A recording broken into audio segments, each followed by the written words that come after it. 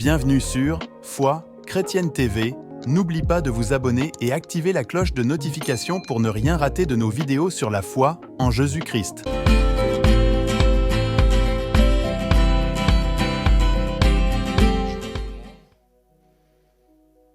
C'est toujours un bonheur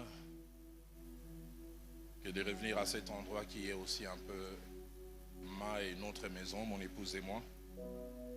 Et nous rendons grâce à Dieu qui permet qu'en ces jours, elle et moi soyons ici. Et nous disons aussi merci à votre berger, votre pasteur absent, mais qui nous a donné la main d'association, pasteur Khalid, et là où il est, s'il va nous suivre, en direct ou en différé, qu'il reçoive notre reconnaissance.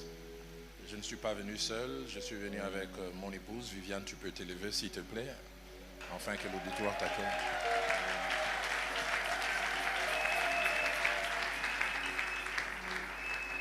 Les 17 octobre prochain, jour pour jour, ça fera 30 ans qu'elle et moi on est mariés.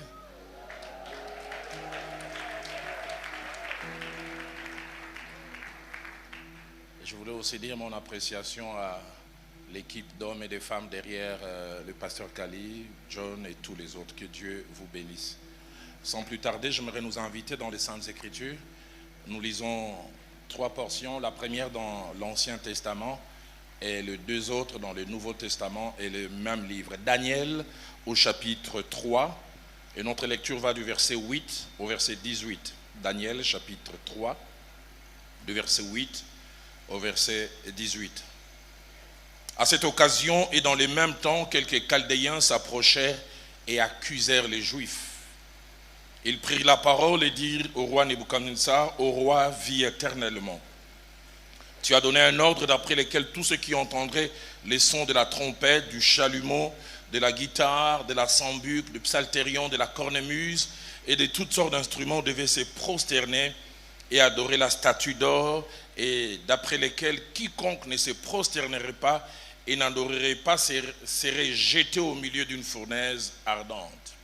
Or, il y a des Juifs à qui tu as remis l'intendant de la province de Babylone, Shadrach, Meshach et Abednego, hommes qui ne tiennent aucun compte de toi, ô roi. Ils ne servent pas tes dieux et ils n'adorent point la statue d'or que tu as élevée. Alors, Nebuchadnezzar, irrité et furieux, donna l'ordre qu'on amena Shadrach, Meshach et Abednego. Et ces hommes furent amenés devant le roi. Nebuchadnezzar prit la parole et leur dit: Est-ce des propos délibérés, Shadrach, Meshach et Abednego, que vous ne servez pas mes dieux et que vous n'adorez pas plutôt la statue d'or que j'ai élevée?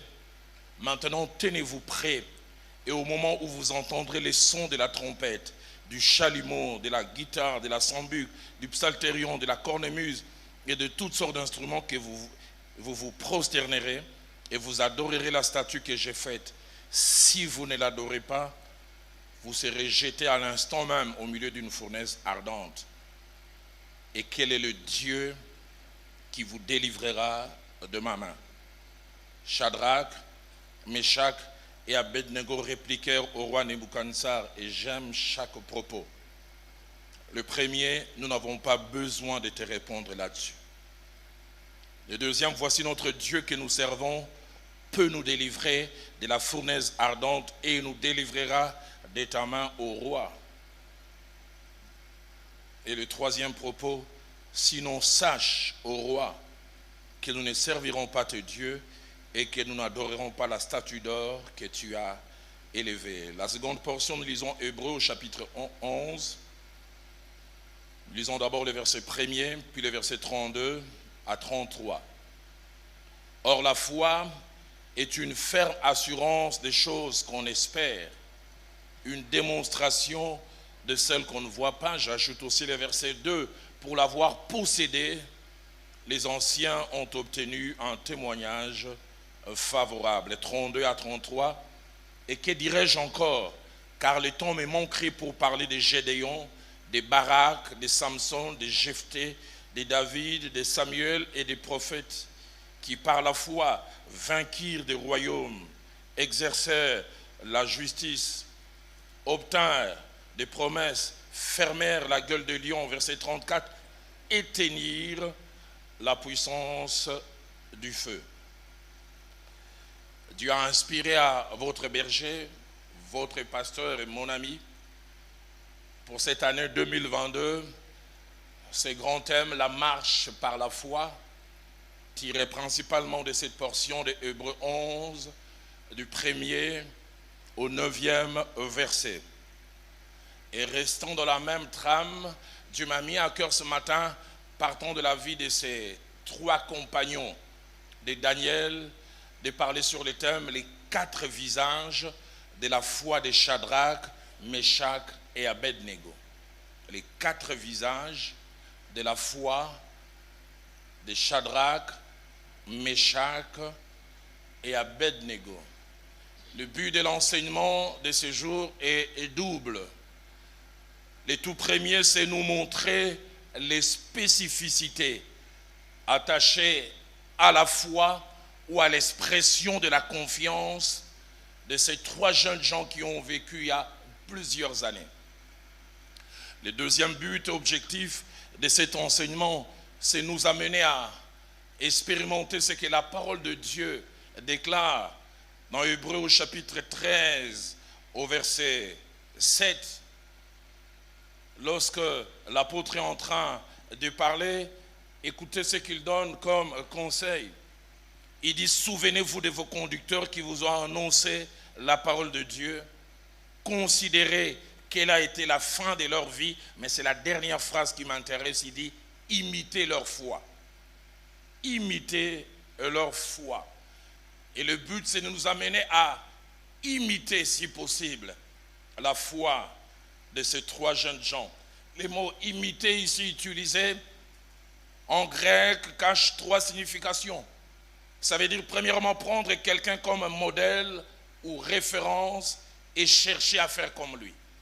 Prendre quelqu'un comme modèle et référence et chercher à faire comme lui. Deuxièmement, imiter veut dire chercher à reproduire avec exactitude ce qu'on a d'abord observé, étudié, apprécié et finalement aimé.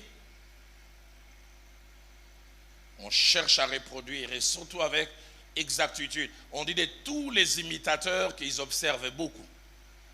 Troisièmement, lorsqu'on dit imiter, c'est faire un effort après étude et observation de reproduire fidèlement quelque chose. Si la version Louis II dit imiter leur foi, la version Alfred Cohen dit plutôt prenez-leur comme modèle de votre foi. Avant de toucher les 4 visages attachés à la foi de ces jeunes gens, Dieu m'a mis à cœur, durant un bon moment, de parler de quelques généralités sur la foi. Et je fais mention de 7 vérités comme généralité sur la foi. La première vérité, et ça c'est ce qui m'étonne le plus, c'est que le Dieu de la Bible n'a jamais laissé à quelqu'un le choix de définir la foi. Lui seul a pris la responsabilité de définir la foi. C'est pourquoi Hébreux chapitre 11 au verset 1er est le seul endroit où la Bible, sans être un dictionnaire, donne une définition.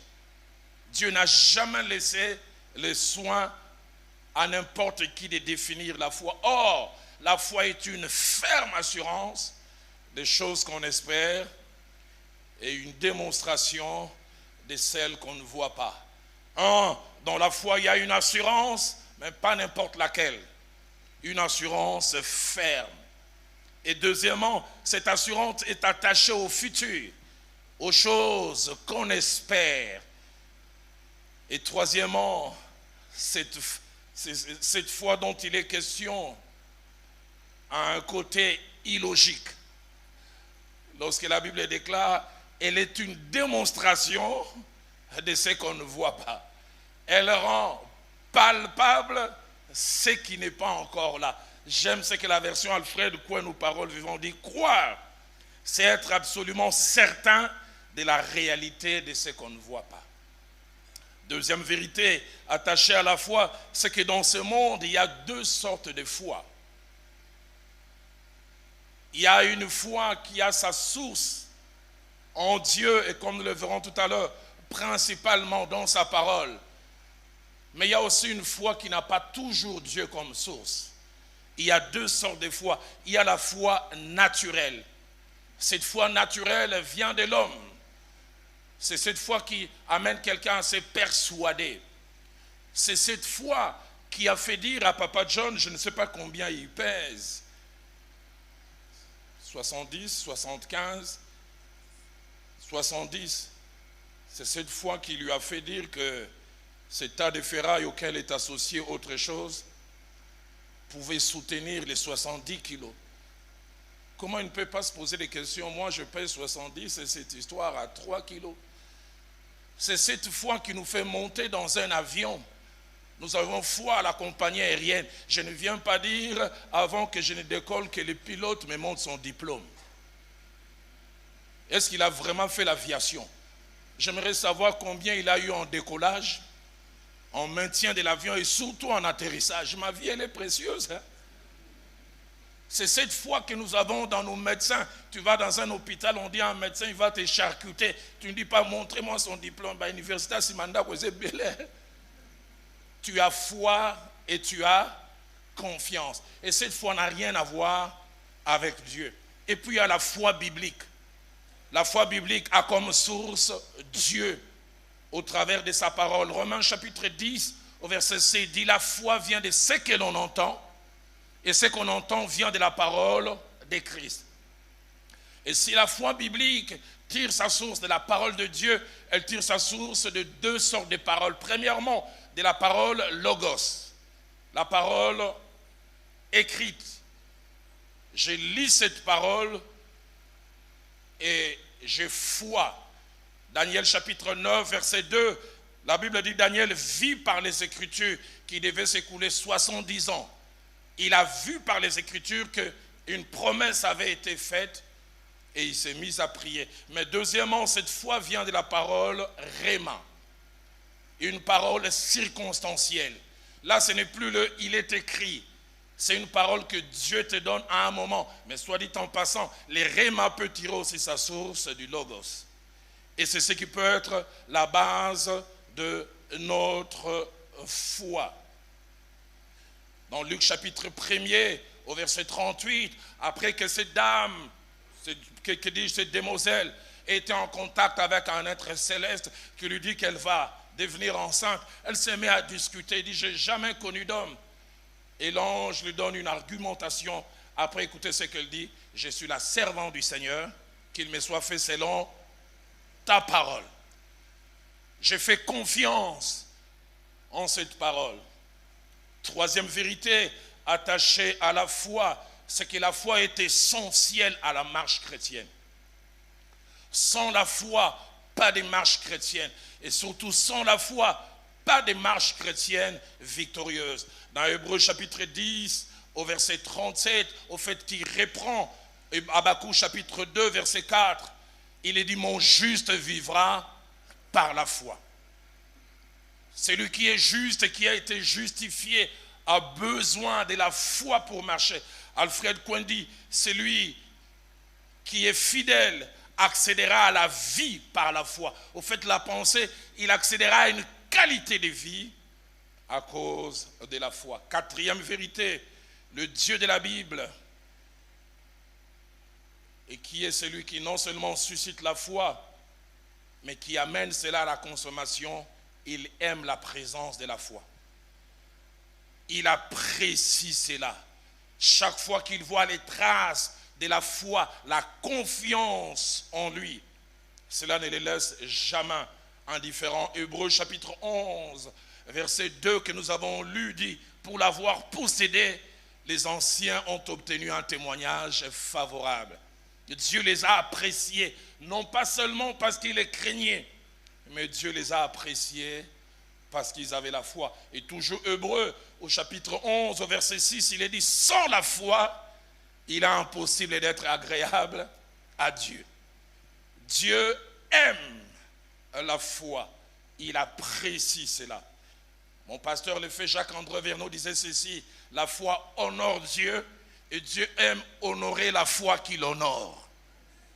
La foi honore Dieu. Chaque fois que Dieu trouve quelqu'un qui a foi en lui, il se sent honoré et en retour, il honore la personne qui a foi en lui. Cinquième vérité, la vraie foi, tout en étant une vérité immatérielle, n'est jamais cachée. La foi, la vraie, là où elle se présente avec des évidences, elle se voit en parole, en attitude, en comportement. Dans Marc au chapitre 2, au verset 5, quelques amis voulaient amener leurs proches à être touchés par Jésus pour être guéris, mais ils ont eu plusieurs obstacles, la foule, et finalement, on avait dit qu'ils ont cassé le toit. Ma Bible dit Jésus, voyant leur foi. Il a vu cela. Une autre version dit, il a constaté. La version Alfred Kekouan dit Jésus, voyant leur confiance en lui. Actes des Apôtres, chapitre 14, au verset 9, allant dans la même direction, l'apôtre Paul est à Lystre. Il est en train de prêcher, un homme impotent de naissance, il écoute. Écoutez ce que ma Bible dit. Il écoutait attentivement Paul. Et Paul, fixant le regard sur lui, oh, écoutez ce que ma Bible dit, voyant qu'il avait la foi pour être guéri. Là où elle est, ça se voit réellement. Ça se voit en parole, ça se voit en attitude, ça se voit en comportement. Vous connaissez cette histoire de cet homme qui est un équilibriste. Ce sont des gens qui aiment les exercices difficiles. Il a placé 2 fils de 2 côtés des chutes de Niagara qui se trouvent à la frontière entre les États-Unis et le Canada. Un tout petit bout de fil. Les journalistes sont venus, les caméramans et toutes sortes de reporters. Il a dit, est-ce que vous croyez que je peux quitter un bout pour aller vers l'autre? Tout le monde a crié oui, et puis il a commencé. Il y avait plus de 20 mètres jusqu'en bas. Et il passe de l'autre côté, tout le monde acclame. Il dit, vous pensez que je peux prendre une brouette et passer sur ces fils? Oui! Et puis il a commencé. Et puis finalement, il est passé. Et troisièmement, il a dit, vous pensez que je peux prendre un homme, le placer dans cette brouette et traverser? Tout le monde a crié oui! Et celui qui criait le plus fort dit, est-ce que tu peux monter? Non! Et il croit qu'on peut placer quelqu'un, mais pas lui. Bon, on aussi Katali. La véritable foi n'est jamais cachée. Elle se voit toujours. Il y a des preuves. J'aime beaucoup quand l'apôtre Paul, dans 2 Corinthiens chapitre 4, verset 13, il dit, je crus, c'est pourquoi j'ai parlé. Mon pasteur le fait, Jacques-André Vernon disait, la foi rend bavard. Là où il y a la foi, on finit par parler. 6e et avant-dernier principe, c'est que la foi a des niveaux. La foi a des niveaux. Quand je parle des niveaux, je peux aussi parler des degrés. Et je peux rapidement faire ressortir 5 degrés ou 5 niveaux de foi. Le premier degré de foi, je prie qu'en venant à l'église, que vous ne fassiez pas partie de ce premier niveau. Le premier niveau de foi, c'est l'incrédulité. L'absence de foi ou la difficulté à croire. Un exemple d'incrédulité que l'on trouve dans la parole de Dieu, c'est dans 2 Rois au chapitre 7 au verset 2.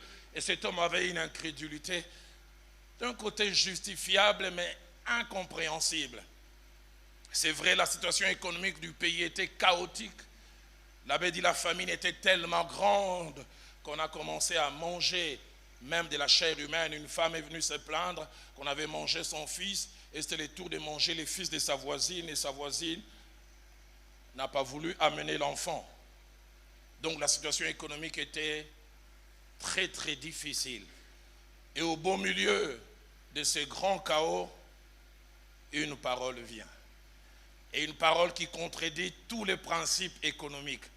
Il ne dit pas dans 2 ans, dans 10 ans, il dit demain à telle heure, vous aurez une fleur de farine pour tel prix. La Bible dit l'officier qui s'est tenu auprès du roi, il dit même quand Dieu ferait des fenêtres au ciel, une telle chose ne peut se faire. Il est logique. Il voit les degrés de la famine et il voit les délais du changement. S'il était quinois, il a dit insalamable. Ce que salami babaksanga moussapi. Et il va plus loin, il dit, quand bien même Dieu ferait des fenêtres au ciel, pareille chose ne peut pas arriver. Aidez-moi à poser la question à votre voisin. Moi, je ne suis pas comme cet homme, mais toi, je ne suis pas sûr.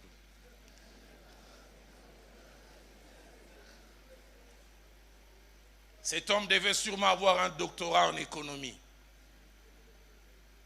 qu'il a eu à avoir avec distinction et acclamation du jury.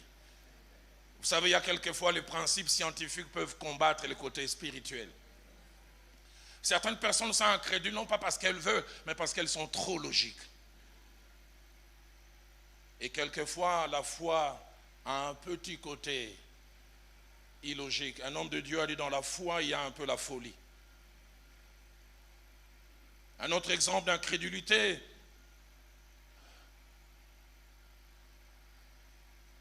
c'est Marc chapitre 9, verset 24, et du reste, je mentionnerai ça à la fin. Et ce que j'aime avec cet incrédule, c'est un bon incrédule. Cet homme a un enfant qui a des problèmes de santé. Elle avait amené cet enfant auprès des disciples qui n'ont pas pu faire quelque chose. Et puis finalement, Christ descend de la montagne de la transfiguration. Et au contact de Christ, Christ pose la question, depuis quand cet enfant a connu tel problème? Cet homme s'est mis à expliquer. Et Christ lui dit, tout est possible à celui qui croit. Et j'aime comment cet homme s'écrit, il dit, je crois, mais il dit, viens au secours.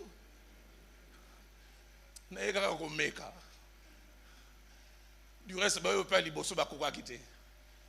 mais j'aime sa sincérité. Je crois, viens au secours de mon incrédulité. La version Top dit, viens au secours de mon manque de foi. La version français courant dit, aide-moi, car j'ai de la peine à croire. C'est pour ça que je dis, c'est un bon incrédule. Il ne veut pas rester là. Il va aller un peu plus loin, je reviendrai à cela à la conclusion. Deuxième degré, deuxième niveau de foi, c'est une foi faible.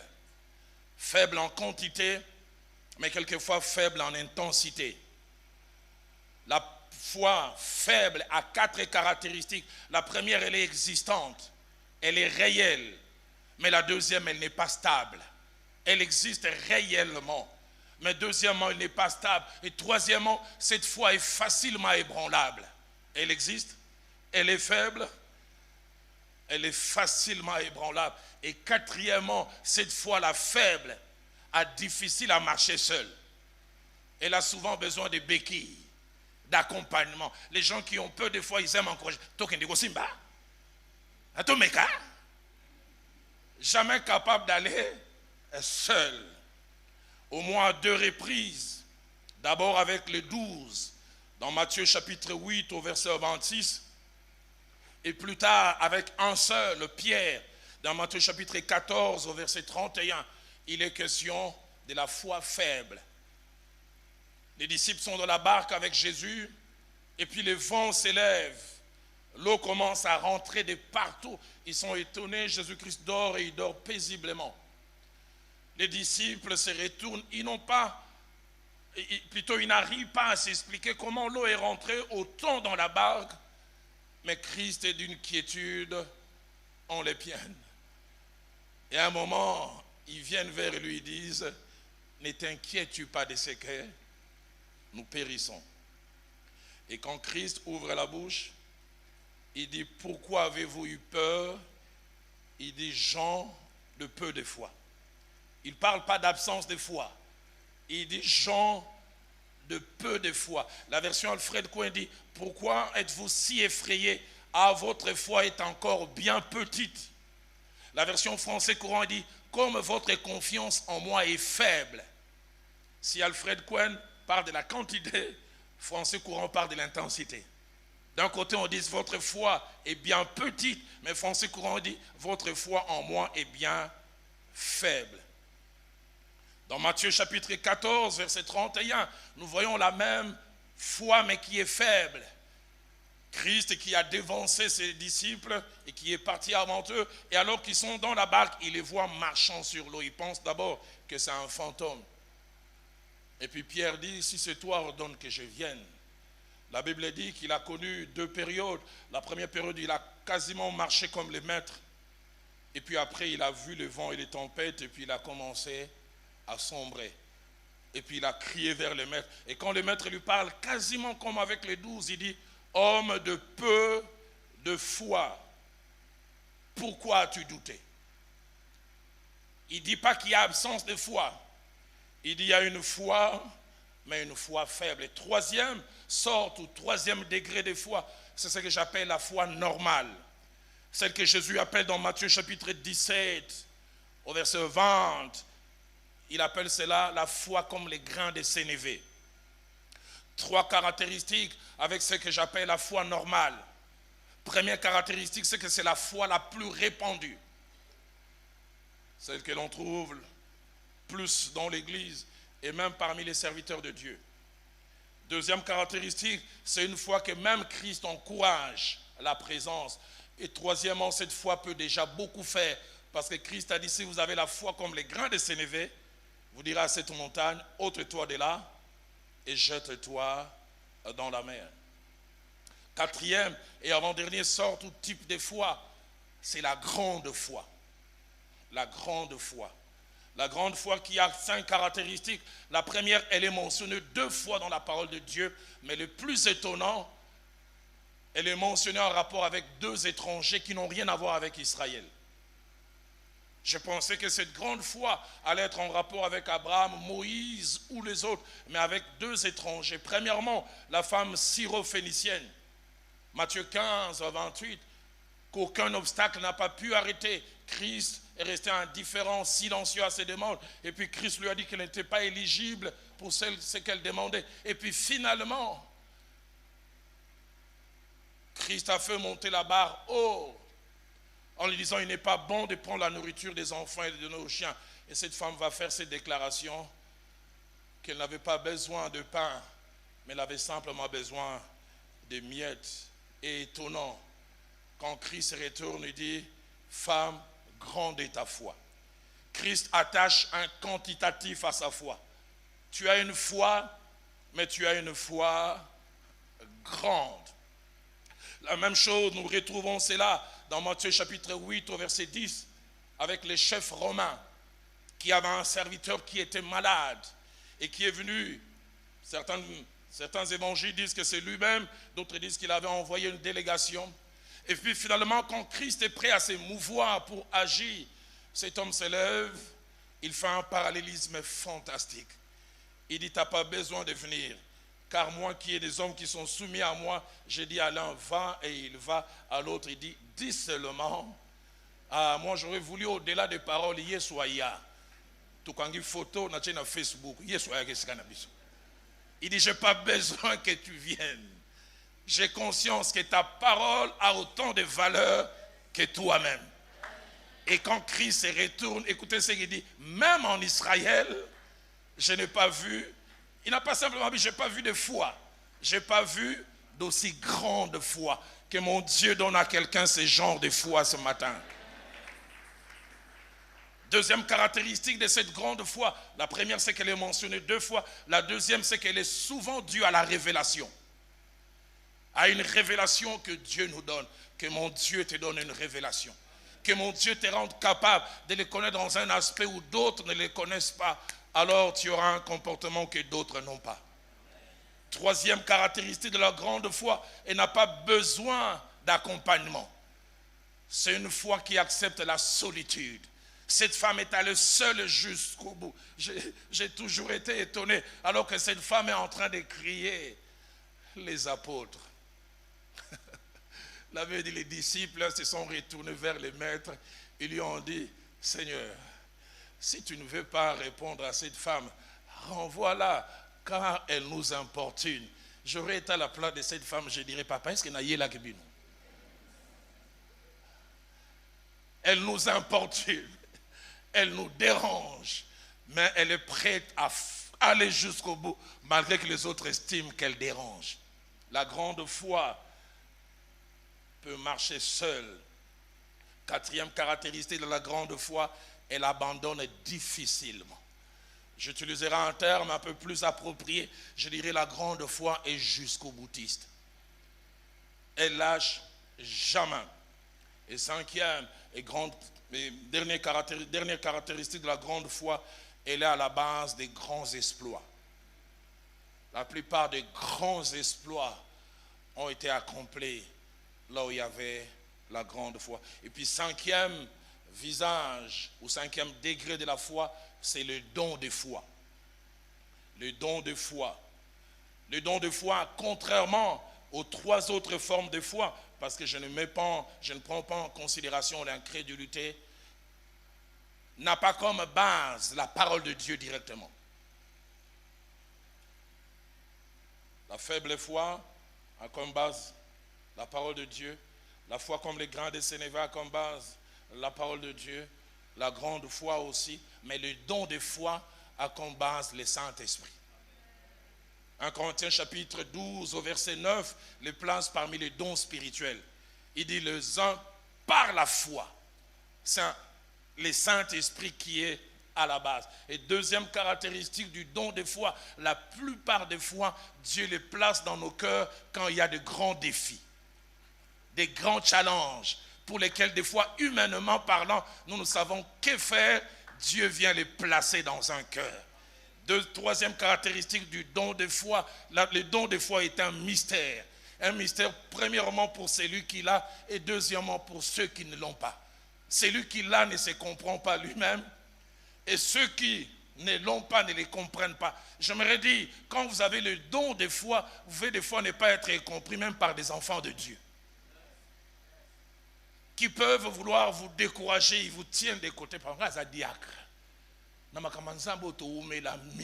Mais parce qu'ils n'ont pas ces dépôts. J'aime souvent donner cet exemple. Je me retrouve en 96 à l'Athénée de la Gombe, je devais prêcher.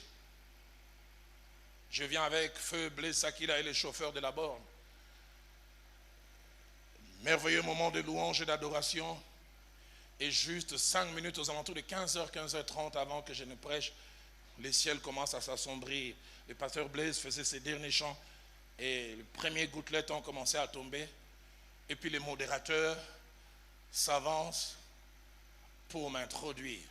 Je connais cette école. J'ai passé quasiment toute ma vie de l'école primaire jusqu'à ce que je termine. Je viens à l'oreille, je signale à ces jeunes hommes, je dis avec la pluie qui menace, moi je connais, il y a 2 préaux. Côté gauche, on peut déplacer les instruments et puis on va aller continuer là-bas, je pense en 10-15 minutes. Ça serait peut-être 10 ou 15 minutes de perdu, puis on va continuer. Un jeune homme de 17 ans et demi. Aujourd'hui, il est aumônier à l'UPEN. Il m'a simplement regardé et dit merci pasteur. Et puis il monte au micro. Il dit que personne ne bouge. Dieu m'a dit il ne va pas pleuvoir. Dans mon cœur, je dis Seigneur, les jeunes, les gens, trop de nzunzu. Quand il finit de parler comme ça, les gouttelettes grossissent encore. Je viens lui dire, jeune homme, on dit qu'il n'y a que les imbéciles qui ne changent pas d'avis. Au monité, il me dit merci pasteur. Il prend encore le micro, comme je vous avais dit tout à l'heure, que personne ne bouge. En général, quand je suis excédé, mes exclamations sont en quintando. Je dis Mfumunzambi, Mambo Masobele. Les affaires sont abîmées ici. Mais j'oublierai jamais, il lève son petit doigt et dit nuage. Dieu m'avait dit que vous n'allez pas tomber ici. Au plateau de Bateke, quelqu'un a besoin de vous. Allez là-bas. Ça n'a pas fait 2 minutes. J'ai vu les nuages partir. J'ai regardé, j'ai dit, Ngaza révérend, mais petit, il avait un dépôt dans son cœur que je n'avais pas.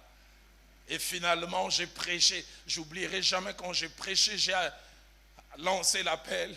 Le premier qui s'avance, quand le deuxième s'avance, il y a 2 réactions. Premièrement, un grand silence. Et puis deuxièmement, une clameur. Je n'ai pas compris. Ce n'est qu'à la fin comment expliquer. C'était les grands yankés de l'école. Celui qui faisait le plus de troubles. Alors les chauffeurs de la borne me disaient, parce qu'il était juste en face, il y avait la Renault 4, il était assis dessus. Quand les jeunes hommes parlaient, il a dit à ses amis, bon, on se remboule les bêtises, bouter d'abord prophète, et puis tout l'année pasteur. Mais quand il a vu les nuages partir, il a dit à ses amis, Et plus tard, à la fin, quand je verrai ces jeunes hommes, il me dira, c'est vrai, le message l'avait touché, mais les surnaturelles parties des nuages qui se sont avancées, qui ont fait toute la différence.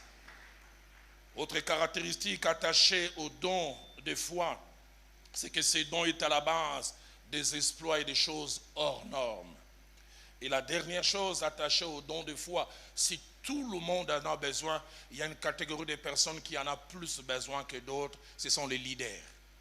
Leaders en famille, leaders en l'église, des personnes qui par leur position peuvent influencer les autres. Les dons de foi, on les retrouve plusieurs fois. On les retrouve dans Moïse, qui alors que la mer Rouge est devant et l'armée égyptienne, on se demande s'il voit la même chose.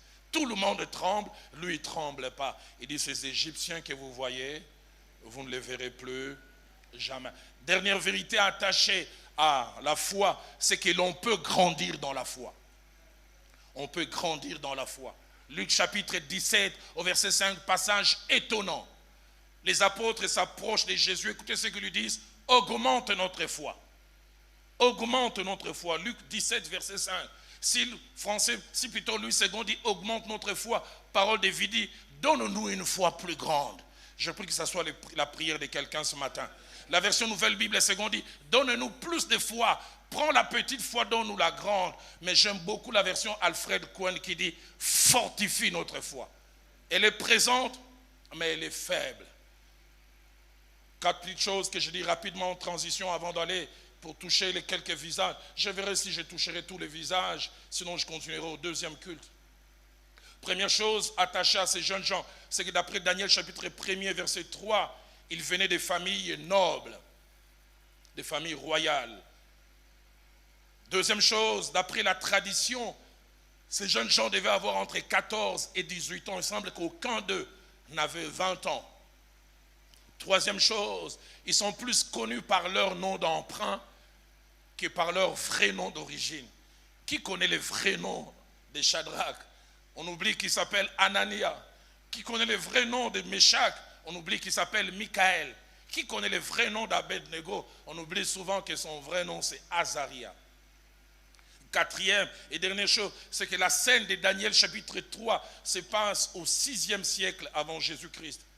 Aux alentours de 593 ou 93, 4 à 5 ans après l'exil, après qu'ils aient été exilés. Et cela me permet de toucher les quelques visages de leur foi. Premier visage de leur foi, c'est que c'est une foi qui révèle la valeur du cadre familial comme un moyen de transmission des valeurs spirituelles dans la foi. Leur foi révèle la valeur du cadre familial comme un milieu de transmission de valeurs spirituelles dans la foi. Ces jeunes gens qui ça fait 4 à 5 ans qui sont là loin de chez eux, ils ont une foi ancrée, une foi enracinée, une foi difficile à vaincre. Je toucherai cela si le temps me permet. Ils ont devant eux un homme puissant, mais ils lui disent, nous n'avons pas à te répondre là-dessus. Ils lui parlent de leur Dieu qu'ils connaissent. Notre Dieu peut nous délivrer. Et puis ils vont plus loin et il nous délivrera certainement. Et ils montent encore d'un cran. Il dit, même s'il ne nous délivre pas, sache que nous n'adorerons pas ta statue. Ils sont en déportation, ça fait longtemps qu'ils ont quitté leur territoire. Ils sont à des milliers de kilomètres de Jérusalem, mais leur foi n'est pas morte. Ils ne sont plus en contact avec le cadre familial, ni papa, ni maman. Mais la foi qu'on a plantée en eux est restée. Ils n'ont ni prêtre, ni lieu de culte. Mais ils ont une foi inébranlable que Dieu nous donne de fabriquer des champions. Que nos maisons soient des endroits qui fabriquent des champions. Même quand ils vont au loin, ils gardent les choses que nous avons déposées en eux. Ils ont une foi inébranlable. C'est pourquoi j'aime quand la parole de Dieu dit, instruis l'enfant selon la voie qu'il doit suivre, et quand il deviendra grand, il ne s'en détournera pas. Parents, envoyez vos enfants à l'école du dimanche. Vous n'avez aucune idée des choses que vous placez en eux. Un célèbre dirigeant communiste a dit ceci, donnez-nous vos enfants avant qu'ils aient 5 ans et nous en ferons des communistes toute la vie. Il était conscient que ce que l'on place avant 5 ans, rien ni personne ne vient enlever ça. Ayons des cultes en famille.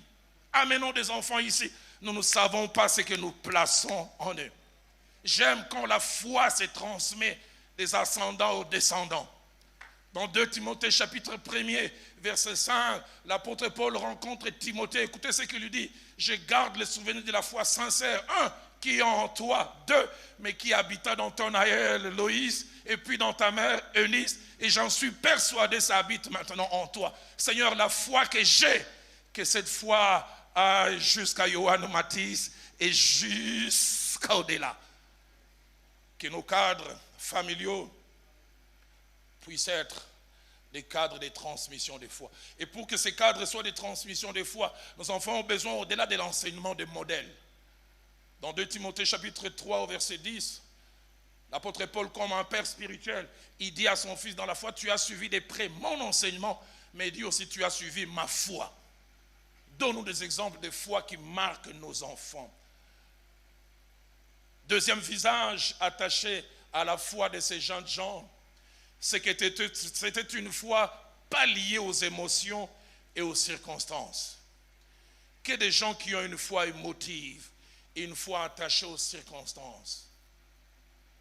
Daniel chapitre 1er, verset 1 à 2, montre que Nebuchadnezzar non seulement avait battu Juda, mais avait emmené tout le monde en captivité. Ces jeunes gens avaient été enchaînés, humiliés par ces rois. Et j'ouvre une parenthèse que je ferme rapidement.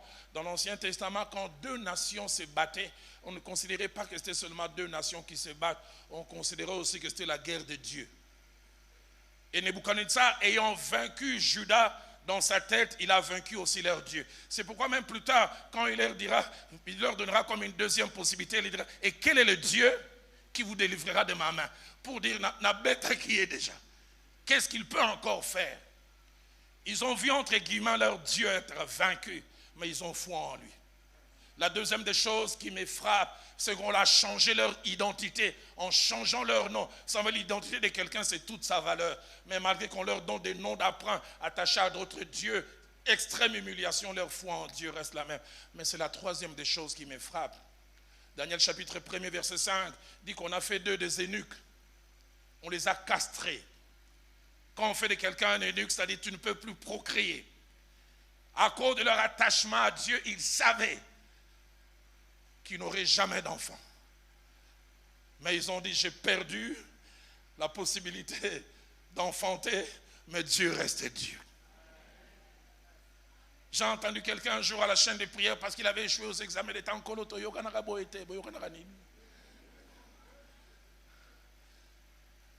Que des gens qui ont une foi émotive, parce que telle chose ne marche pas, ils mettent Dieu de côté. Aide-moi à être comme Shadrach, Meshach, Abednego. J'ai été humilié, mais Dieu reste Dieu. On m'a volé mon futur, mais Dieu reste Dieu. Que des convertis économiques. Le pasteur Atoms disait, des gens qui font du shida chrétien. Et le diable a voulu faire passer Job comme étant un converti économique. En disant, est-ce que tu penses que c'est d'une manière désintéressée que Job te sert, qui te craint? Il dit, laisse qu'on les touche là, et tu verras, il te maudit en face.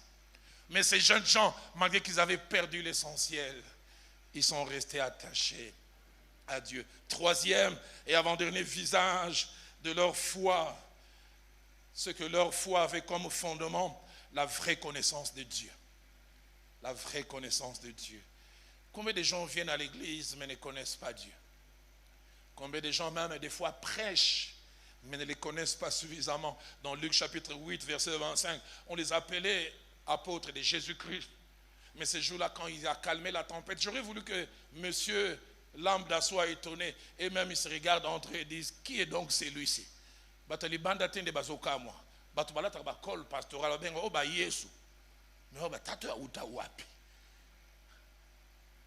Combien de fois nous pensons les connaître, mais nous ne les connaissons pas? Job, dans Job chapitre 42, verset 5, après plus de 50 ans de marche avec Dieu, écoutez ce qu'il dit, mon oreille avait entendu parler de lui, maintenant mon œil l'a vu. La vraie tradition dit, je ne le connaissais pas oui dire. Je le connaissais par ce que l'on m'a dit. Mais ces jeunes gens ils ont une connaissance de Dieu fantastique. Quand ils parlent au roi, écoutez ce qu'ils disent. Notre Dieu peut nous délivrer. Mais deuxièmement, ils disent, il nous délivrera certainement. Ils ont en face de l'homme le plus puissant du monde de l'époque, qui à 17 ans a conquis Ninive, que l'on considérait une ville imprégnable, mais qui à 25 ans est devenu le plus grand roi du monde. Ils étaient en face de lui, mais disaient, malgré sa puissance, le Dieu que nous servons est plus grand. Quatrième visage de la foi de ces jeunes gens, alors que j'invite le musicien à se lever. Et c'est ce qui me touche.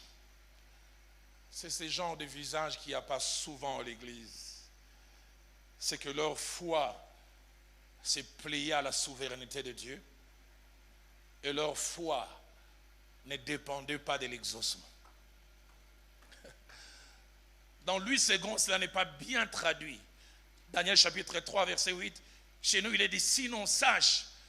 Mais la vraie traduction en anglais, on trouve cela dans le français courant, on trouve cela aussi dans Semeur, il dit, même si nous ne nous exauce pas, nous n'adorerons pas ta statue. Ils connaissent leur Dieu, ils disent, il peut nous délivrer. Et puis ils disent, il nous délivrera certainement. Mais s'ils disent, dans sa souveraineté, malgré sa puissance, il peut laisser qu'on puisse ne pas être délivré. Et s'il décide, s'il décide de le faire, nous continuerons à les servir. Et vous savez, quand Dieu trouve une telle foi qui est prête à aller au-delà, dans 2 Corinthiens chapitre 12, versets 9 à 13, l'un des grands hommes qui a vécu, l'apôtre Paul, qui par ses prières a changé la vie des gens. Il avait une écharde. Et ma Bible à moi dit, 3 fois j'ai prié. Quand Paul dit il a prié 3 fois, c'est pas comme toi et moi, on a 5 ans, on a 5 ans. Est-ce que Dieu l'a exaucé? Dieu a-t-il changé sa condition? Dieu lui a dit, ma grâce te suffit. Paul, tu me demandes ça. J'étais souvent exaucé, mais ça je laisse. Et Paul n'a pas changé dans sa relation avec Dieu. Je prie ce matin que nous ayons la foi de ces jeunes gens. Une foi inébranlable. Une foi basée sur la révélation. Une foi qui peut dire, s'il exauce, tant mieux. Mais s'il n'exauce pas, je continuerai à les servir. Aujourd'hui dans l'église est remplie des actions de grâce bon marché. Je préfère le dire en lingala. Les actions de grâce primangondo. Les actions de grâce les plus faciles, c'est quand Dieu exauce. Examen de 62. Et quand tu n'as pas reçu un SMS, comment tu réagis? Mon aîné Job, au plus difficile, ma Bible à moi, dit quand il a tout perdu, il dit l'Éternel a donné, l'Éternel a repris. Il dit que son nom soit béni. Les mots hébreux utilisés, c'est le mot toda, sacrifice de louange. Je l'adore non pas parce que je veux, je l'adore parce que je dois. Mes sentiments ne veulent pas, mais je les oblige. Quand finalement, il est même marqué dans sa chair, sa femme lui dit, pourquoi restes-tu intègre? Maudit Dieu! Ma Bible à moi dit, en tout cela, Job ne pécha point. Alors que nous avons nos têtes courbées, nos yeux fermés, j'aimerais lancer ces 3 appels. Y a-t-il quelqu'un qui sincèrement peut dire, je suis un peu comme le père de cet enfant, qui a dit, viens au secours de mon incrédulité. Une autre version dit, j'ai difficile à croire. Y a-t-il quelqu'un qui veut dire, je suis enfant de Dieu, et même je le sers, mais j'ai difficile à croire. Et les quelques fois où je crois, j'ai une foi, mais une foi faible. Et comme je l'ai dit au départ, j'aime la sincérité de cet homme. Il dit, viens au secours de mon incrédulité, viens m'aider à avoir une foi plus grande. Ne veux-tu pas sincèrement lancer ces cris en ces jours? Deuxième appel que j'aimerais lancer, Luc 17, verset 5 dit, augmente notre foi. Je ne sais pas quel est le degré de foi que tu as. La petite foi, la foi comme les grains de sénévé. Mais tu veux ce matin dire, j'aimerais avoir la grande foi. Et si possible avoir les dons de foi. Alors la prière de Luc 17, 5 est ta prière, Augmente ma foi. Si telle est ta prière, lève-toi là où tu es. Et troisième et dernier appel, à lui de ce message, tu aimerais dire, je voudrais avoir les genres de foi que Shadrach, Meshach, Abednego avaient. J'entends un parent dire, j'aimerais faire de ma maison un endroit de fabrication des champions de la foi. J'aimerais comme les parents d'Abednego, de Shadrach, Meshach, créer des champions, quand bien même ils seront loin de moi. Ils auront une confiance en Dieu qu'ils auront gagné à la maison.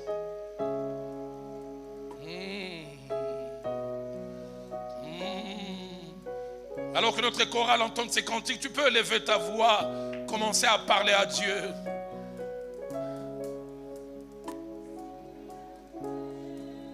C'est le chêne.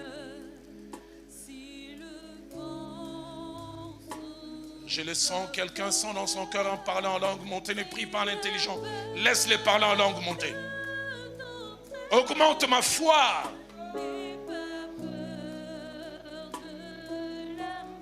Augmente ma foi.